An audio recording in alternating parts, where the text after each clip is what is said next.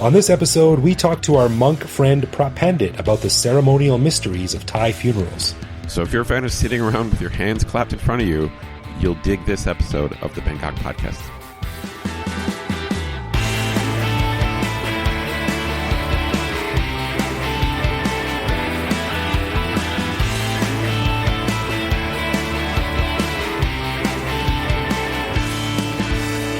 Sawadee krap and welcome to the Bangkok Podcast. My name is Greg Jorgensen, a Canadian who's been lost and sweaty in Thailand since 2001.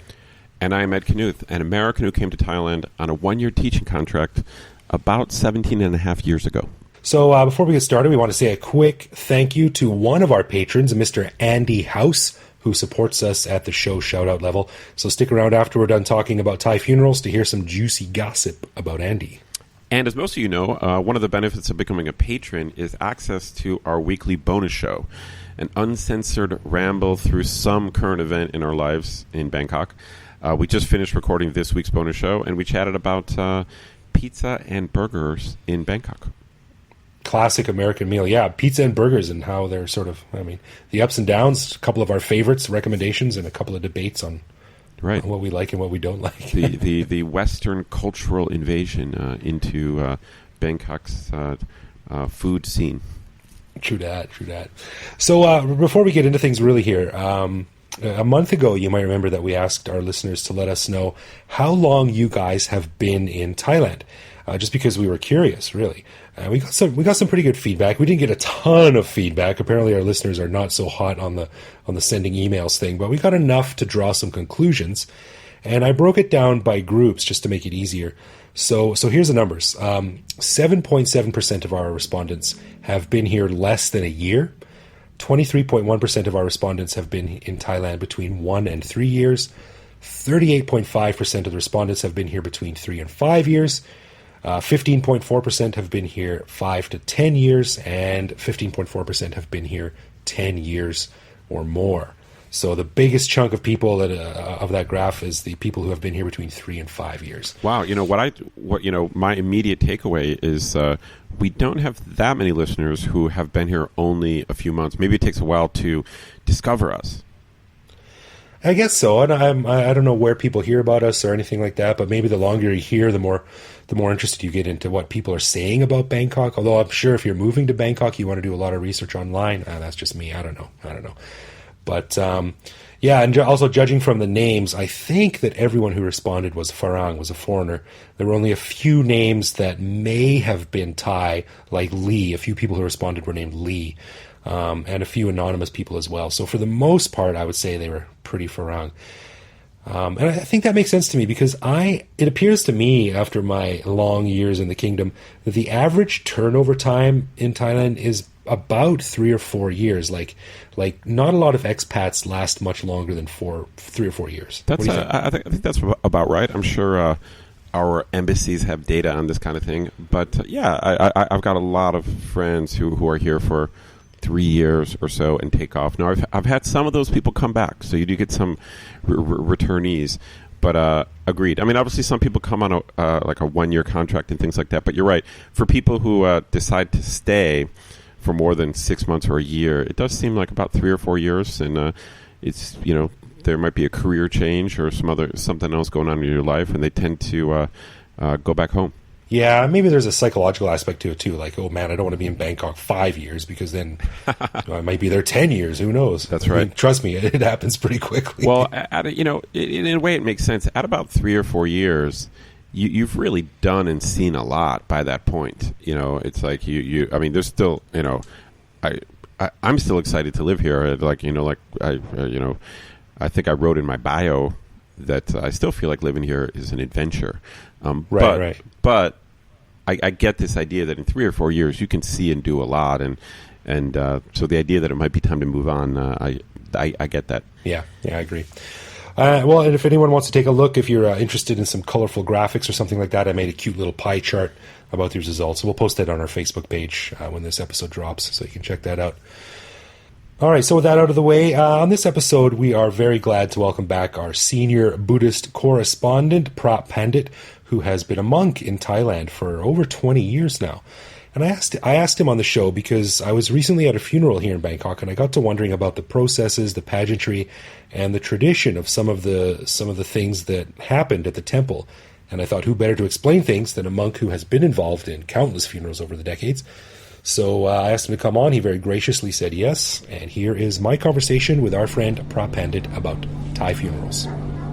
สถานีต่อไปเพลินจิต Next station เพลินจิต Well, we're very lucky to be talking again with our friend Phra Pandit, who has been on the show many times, giving us some insights into Buddhism in Thailand, which is something that all of us have to understand a little bit, no matter how much you get involved in it. Welcome back to the show, sir. We're glad you could come on. Okay. And good. I wanted to get into something here because this is not a happy, joy topic, but recently I ran into you at the funeral of a friend.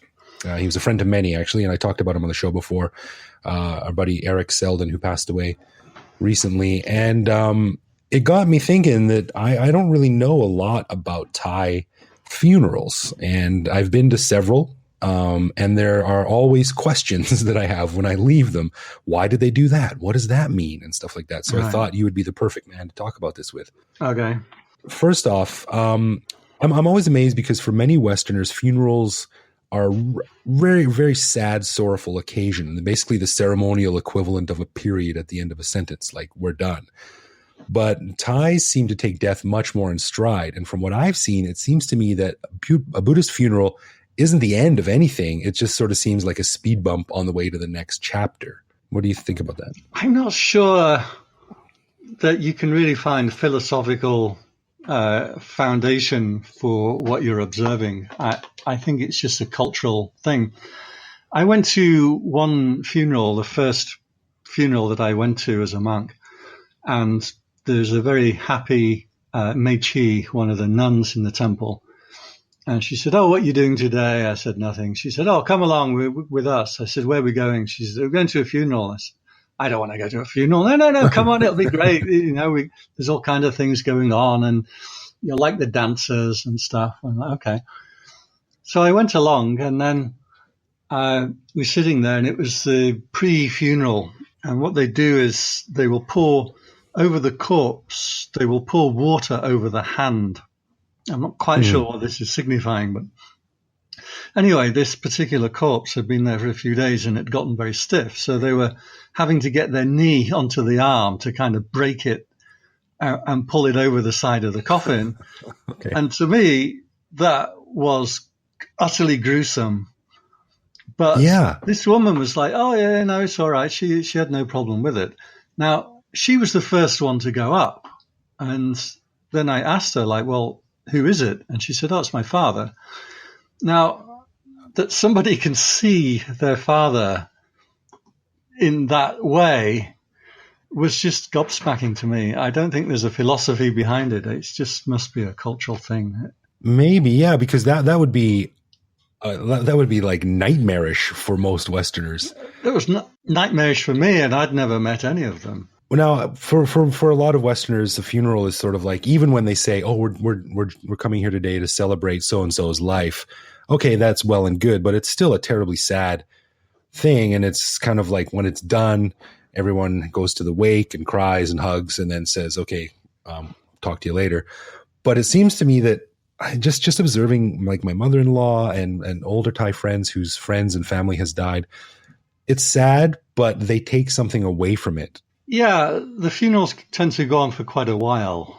So there's usually at least a week, and they'll go there every night for a week. And one of the things that I've observed is when you go there every night for a week, you tend to lose the emotion behind it. And it's like, "Oh, yeah, okay, I've got to sit here again and meet people again and chit-chat again." And by the end of the week, you've kind of worked through your emotions. So that might be one part of it.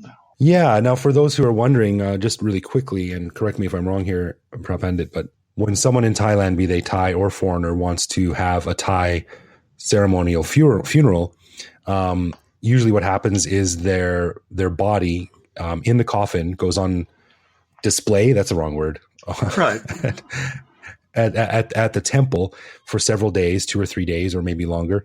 and you can come and see them at any time, and you can leave flowers, or you can say a prayer, or you can talk to the family or whoever. Well, you have chanting every night, so there's ceremonies every day. There's food is offered, in the little shrine in front of the corpse, in front of the coffin, and every evening there's chanting. So, I mean, there is a format to it. Okay, cool. Well, I've only ever been to the last day of the mourning period, right, which I think is probably the most important day. That's when the actual cremation takes place. Right. And there's a couple of things that I've seen, and I want to ask you about them. And I'm not sure if you will even understand everything that happens, because I've never gotten a straight answer from more than a few people. But the first thing I've seen is that some funerals I've been to, you will follow the coffin as it's wheeled around the crematorium 3 times. Correct. But some funerals don't do that. What's the significance of that? I mean, everything is flexible in Thailand. You know how it is here. Yeah. But usually what will happen is the body is kept in the coffin, and it's usually closed. You can't actually go and see the body for 3 days, up to a week, up to 10 days, sometimes even months. Now, at some point, I'm going to have to move the coffin from that sala, from that room, and take it over to the cremation hall. And so before you move that, the main person or closest relative has to go and inform the dead person what's happening, and make an offering with incense and flowers and candles, and say, okay, now we're going to move you over to the crematorium building, because that's where we're going to dispose of your earthly remains. So that's done in order to kind of warn the being that what is happening. So usually you walk around 3 times just as a way to gently take the person into the crematorium building. Oh, okay. That's really interesting. That makes sense. Yeah. Another thing I've seen is that a lot of times people will knock on the coffin. Have you ever seen that? I haven't.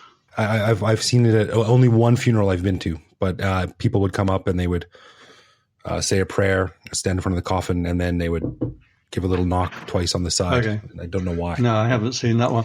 I might mention that you were talking about the emotional side of it, that in Buddhism there's reincarnation, but I want to point out that that's not considered a good thing in Buddhism. Reincarnation? Yeah, that means you're going to come back and have to do this whole shebang again. The whole point of Buddhism is that you can get out of this process of reincarnation.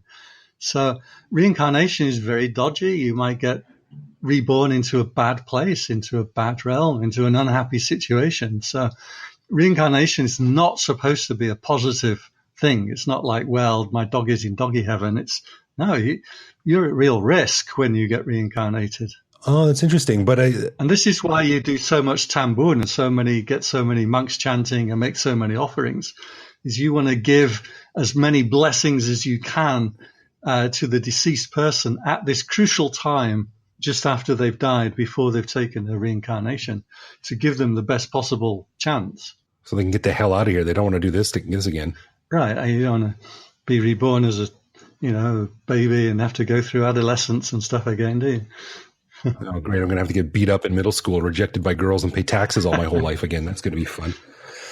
I guess it's silly to ask what are the statistics on those who achieve enlightenment and those who come back. I guess there's no solid feedback on that. Yeah, no feedback on that one.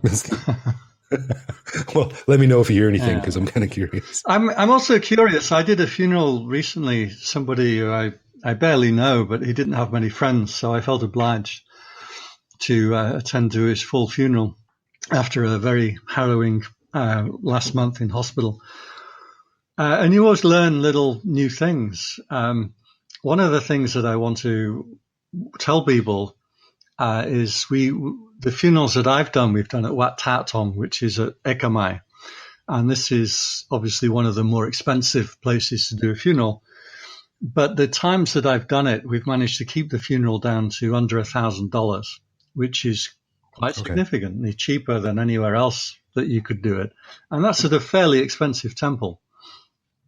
But one thing that I might mention is every step of the process of the funeral, you have to give tips. So it's another 3,000 or 4,000 baht in tips that you have to give every step of the way. So if you're doing a funeral, be armed with a lot of 100 baht bills. Okay, good enough. Fair enough to know. Yeah. One more thing that I've seen, and I've seen this several times, and no one has been able to answer this for me. There have been several times when everyone has finished placing a paper flower into the crematorium with the coffin before the fire's lit. And everyone's sort of milling around outside. And suddenly the funeral attendants throw handfuls of coins out into the crowd. And it's not always pleasant. People getting hit in the head with 2 baht coins and ching, ching, ching. And then all of I don't know who they are. They're just people who live at the temple, who work at the temple. And some of the guests, they're on the ground and they're picking up money and coins and scrambling for them. And it seems very distasteful to me. Do you have any idea what this is all about? Yeah, sure. I mean, you're doing a good thing by giving away money, giving away wealth to people. And the idea is that the deceased person is at a very precarious point. And any good deed that you can do, you offer the merit of that to the dead person at this crucial time when they're finding a rebirth. So one of the good deeds you can do is to give stuff away, to distribute funds and money. Now, they usually do it with 1 baht coins, but, fairly recently 1 baht was worth quite a lot. I don't know. It just seems to me that sort of giving someone a subtle handshake with 100 baht pressed in their palm would be a bit more beneficial than throwing coins out for having people to scrounge in the dirt. You do the same when there's an ordination. The person who's ordaining, just before they go in to take the full ordination, they'll throw handfuls of coins out and people go scrambling for it. But, to the Thais, this is just fun, right? It's fun to go and pick up that lucky coin. It might only be 1 baht. I might mention a curious little story that I had with one funeral. And we were putting this lady's ashes into the Chao Phraya River. And we rented a boat, and there's about 10 or 15 of us. And we went out onto the boat, which we'd rented for the day. It was 2,000-3,000 baht or something. And then we get out the ashes, and the boat driver started to get extremely annoyed and say, "You cannot do that on this boat. That's absolutely outrageous. You've got to give me money before you do that." And he was really irate. And I was like, fine. Like, how much have I got to give you? And he said, 9 baht. Okay. So I gave him 9 baht, and he's okay. Go ahead now. So, well, 9 is a lucky number. I think just in the old days, 9 baht would have been a lot, right? But that kind of tradition has just stuck for some reason. I thought it was quite interesting. Oh, okay. I thought I was going to get stung for another few thousand, you see.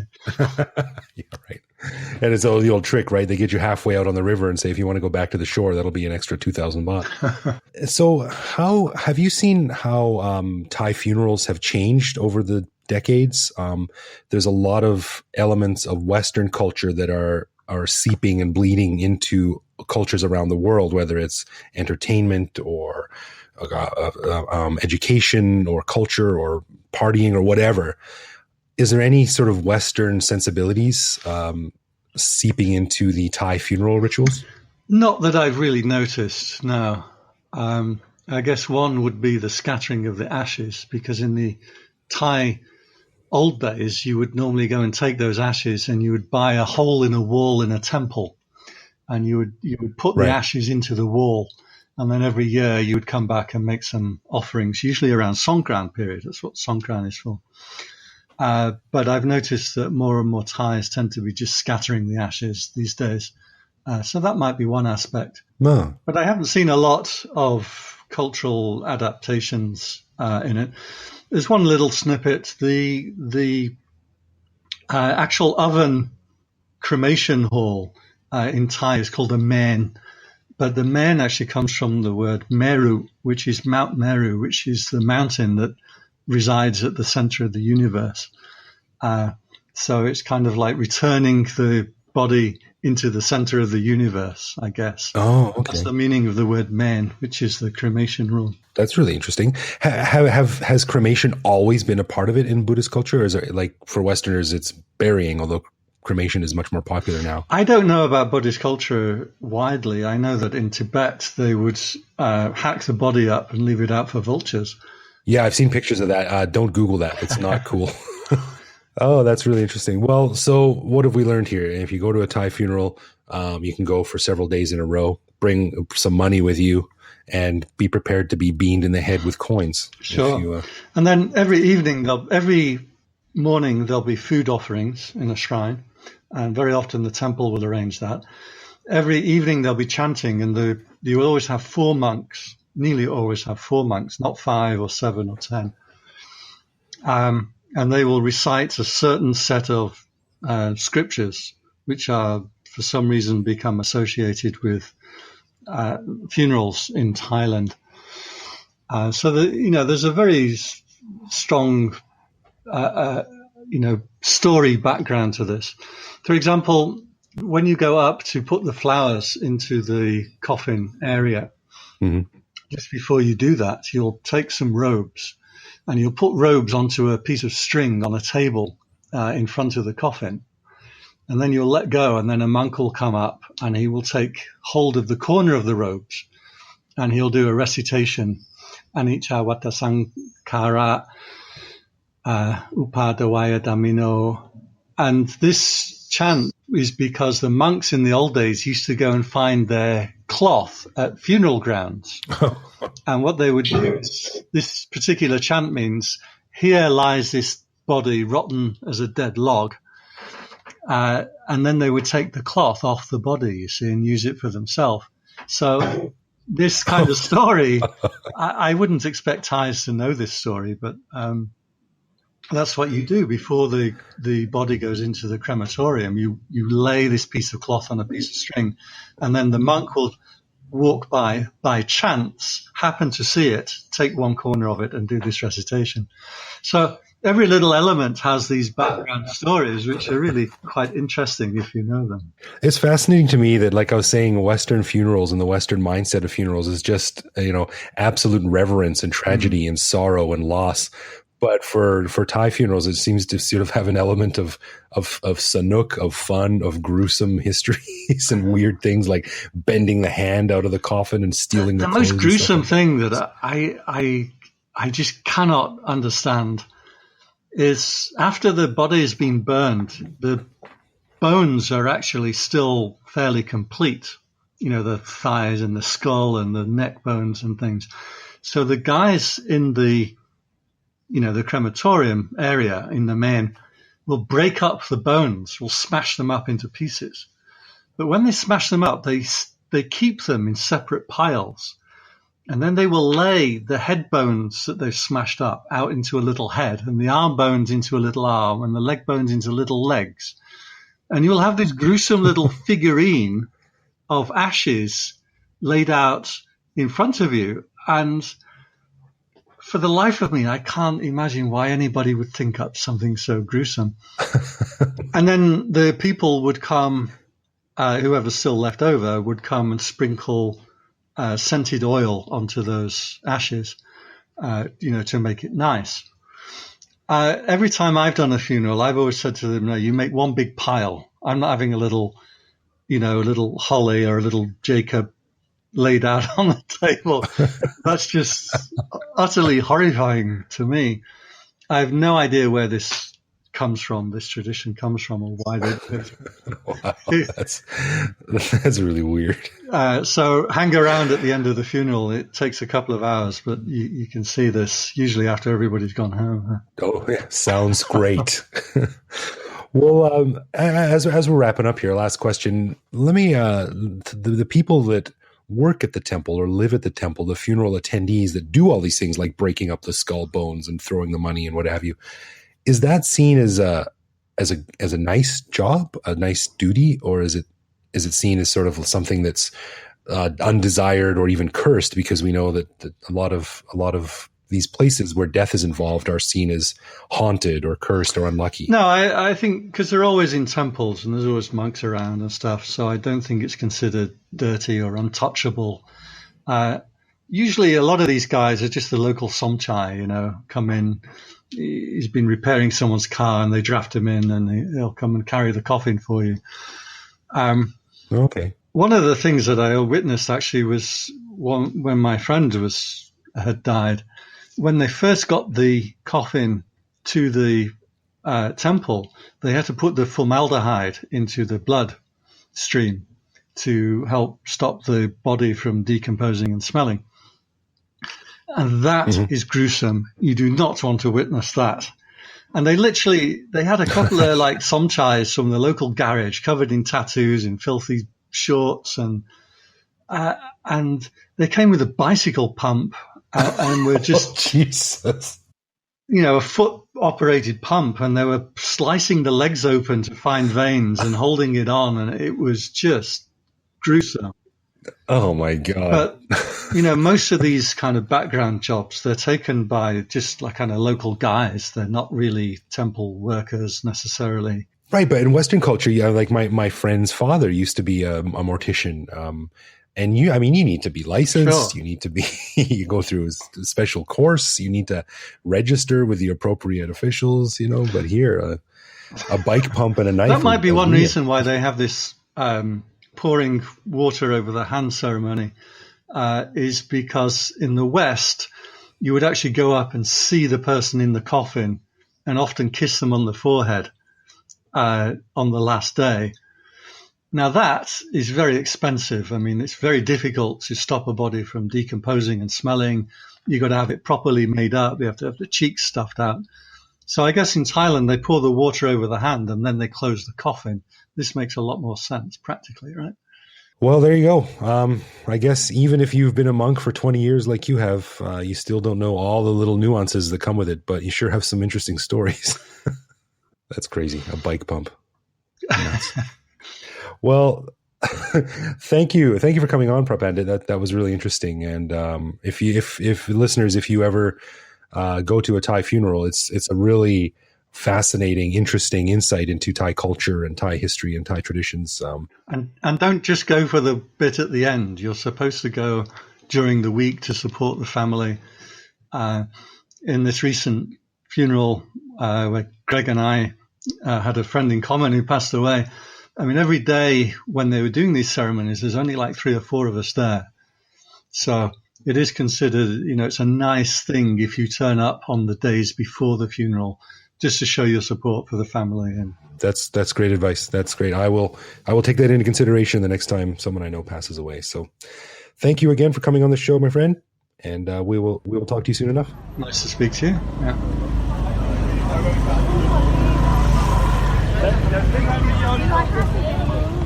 Well, I found that very interesting and enlightening. Yeah. There's a ton of stuff there that we would have no reason to know, and unless you really get involved in the whole funeral thing, there's no reason that we would ever know it. So. All right, well, now it is time for everyone's favorite segment of the show, and that is Love, Loathe, or Leave, where one of us surprises the other guy with a particular aspect of living in Bangkok, which we then discuss and decide if it's something that we love about living here, loathe about living here, or hate so much that it makes us want to leave forever. And this week, man, Ed, it's over to you. What do you got? All right, here we go. Well, I got a feeling that this is not going to be a love, but let's just see how it goes. Greg, what do you think about unusually loud music in what I would consider inappropriate places, such as like Thai markets? Loathe, right off the bat. We don't even have to discuss it, man. Just loathe. So it's either loathe or leave. We can just cut the love off. Yeah, this week is loathe or leave. That's right. I find it, I'll let you go ahead and talk, but I find it so odd because a lot of times it's some old woman with a radio blaring. Yeah, I don't get it, man. Like it's in markets, it's in shopping malls. They hire these pretties to come and set up a little speaker and talk about cosmetics or some special or something like that. And it's so loud. And I've left places that have one of these things nearby or outside. I'm like I'll come back and spend money at your store when you get this annoying, stupid, screeching harpy out of here. Yeah, it's weird. It overwhelming everything. I get it. I get it that if you walked into like a dance club you're going to hear loud music like that. That is, I mean, and you might not like it, but the bottom line is, if you don't like loud music, you shouldn't be in a dance club. Right. You know what I mean? Totally. But you could be walking through a Thai market, and just a random stall in a Thai market has a stereo blasting music. Yeah, and man, every time I walk by one of these places, I just get so turned off by it. I want to get as far away as possible, and I wonder why. Like, it doesn't need to be that loud. But then I think back to that excellent book called Very Thai by Philip Cornwall Smith and John Goss. That's just got some great insights into Thai culture and living in Bangkok, especially. And in the book, they say that Thai culture just appreciates things that are noisy and colorful and loud and celebratory and sanuk. And I kind of get it, but there's a limit, I think. Interesting. I never thought about it that way. It makes sense. There more than once I've heard people describe Bangkok as a city of contradictions. Right. It's a kind of a common take on Bangkok.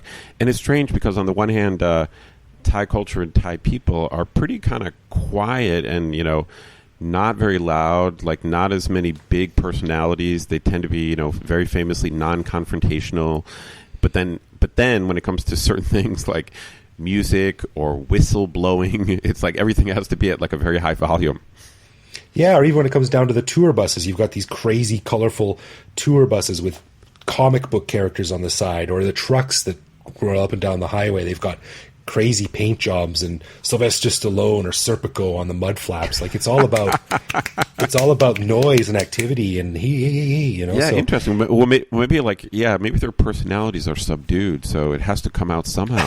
They have to express themselves somehow. Unfortunately, they express themselves through loud music and annoying songs when I'm trying to shop in peace, quiet. So is this a loathe or leave? I guess it's got to be a loathe because you're still here. It's a loathe because I can leave the site of the music, I can leave to a quieter place. That is true. True to that. So I don't have to leave Bangkok. I just have to leave the market. But I certainly loathe overly loud music and stuff like that. Gotcha. So as we mentioned at the beginning of the show, we'd like to say thank you to Andy House for lending us his support at the show shout-out level. And Greg, what did you find out about Andy in your deep research? Well, as it turns out, Ed, Andy has one of the more interesting mixes of cultures and nationalities I've come across.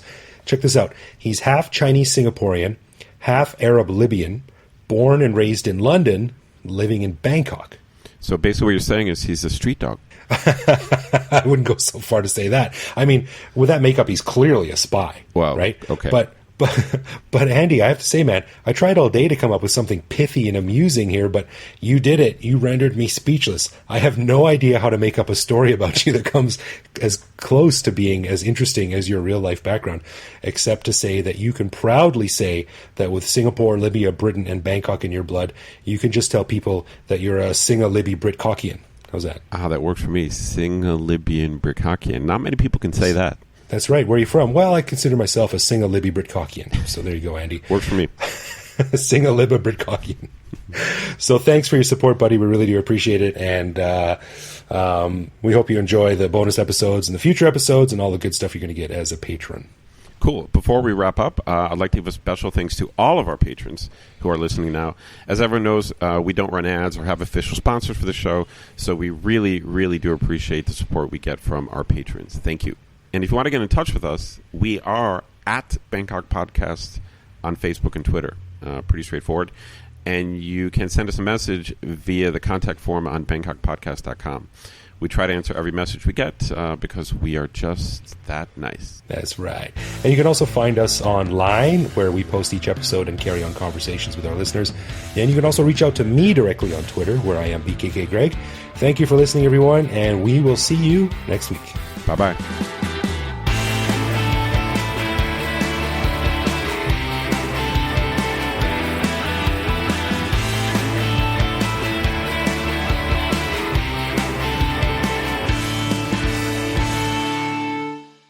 And if you want to get in touch with us here at Bangkok Podcast,